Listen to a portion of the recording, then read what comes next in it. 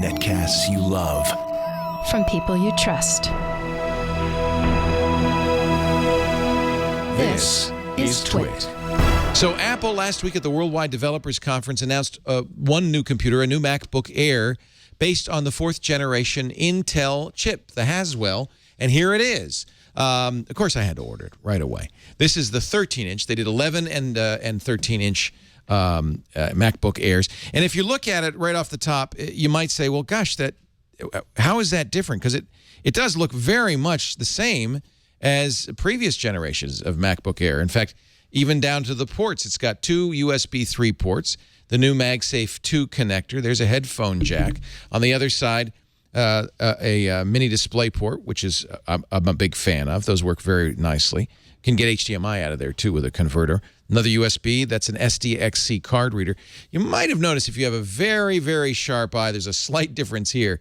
There's 2, you can't see it. There's 2 little tiny dots, dual array microphones. The reason is they're doing the same thing on the iPhone and the MacBook Retina where they there, you can see it. Look at that. That one of them is for noise canceling. And actually, I found this on the MacBook Retina. It's pretty much the same on this MacBook Air. The sound quality is quite good. In fact, I don't feel the need to use headsets on making phone calls and so forth using Skype with this. It really does give you quite good sound. Nobody's ever complained. There are some differences. The battery is about 8% larger. Just a slight bit.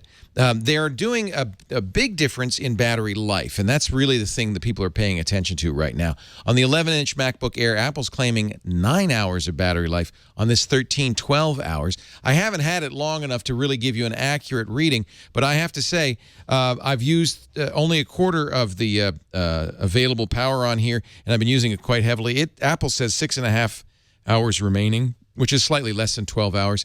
I do think you're going to get that kind of a battery life. And all the other reviewers who've had it for a little bit longer are claiming excellent battery life, more than 12 hours in some cases in normal use. So that's pretty impressive.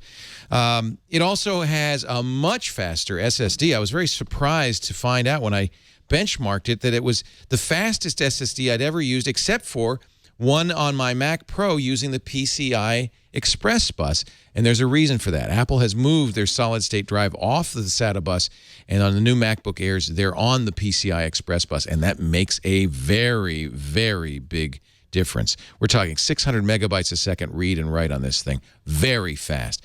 They offer it in a stock configuration of 128 gig hard drive, 8 gigabytes of RAM. That's an SSD hard drive at a starting price of $10.99. These are a little less expensive, actually, than the MacBook Airs of previous years. And there's one thing that you might wonder about. The processor speed is a little bit slower. This is a maxed-out MacBook Air, so I put an i7 in it running at only 1.7 gigahertz, although it will step up to faster speeds. Slightly slower processor speeds on here, giving you slightly slower benchmark results, but I have to tell you, you won't notice the difference. And one of the benefits, of course, because it's using Haswell, is much, much better battery life. And I think that this is plenty fast enough. However, the slower processor speed and the desire for increased battery life do mean that we're not going to get the best screen resolution possible. This is, not a Retina display. It's 1440 by 900, which is nowadays, I think, a little low for a 13-inch notebook. Apple has really defined this category. The MacBook Air was the first Ultrabook before Intel even thought of the phrase Ultrabook, and all the other Ultrabooks really are copying the MacBook Air. It is still a gorgeous design, thin, light, very portable. And, of course, the unibody aluminum means it feels robust in the hand. It doesn't torque or twist. This is, the Cadillac, the class act of thin and light notebooks, and remains so.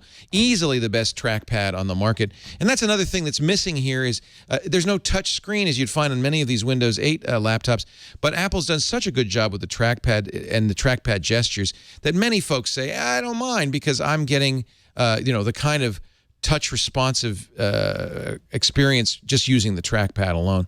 I'm not sure I agree with that. I'd love to see a Retina display on this. I'd love to see a touch screen. It is a lower resolution than, for instance, the comparably priced Acer S7, which has a 1080p display. And I notice it. You know, I use so many Retina devices now that I really can see the difference in terms of the screen resolution. It's not exactly horrible, but it's just not as crisp as I'd like it. So let me, but I have to tell you, amazing battery life, amazing throughput on the SSD drives. The reboot is just seconds.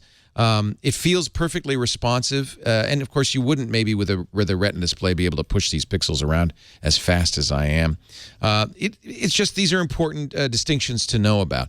The price starts at $1099 as configured here. This is about $1,450 because I did get the top of the line, put an i7 in it, put 8 gigs of RAM in it, so you can build to order and get it to be a lot more expensive. Pros on this: incredible battery life, best trackpad in the market, best form factor. This is the standard setter in this market. There's just nothing better out there. And the SSD drives are the fastest I've seen on anything. This thing, it does not slow down when you're accessing the hard drive. Cons: well, it's pricier than some PCs. The CPU is slightly slower, which some might take offense at. And I am a little disappointed by the lack of a Retina display. It's not that I don't understand why.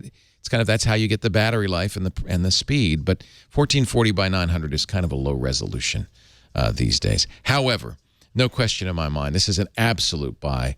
Apple has taken what is probably the best product in this category and made it just a little bit better.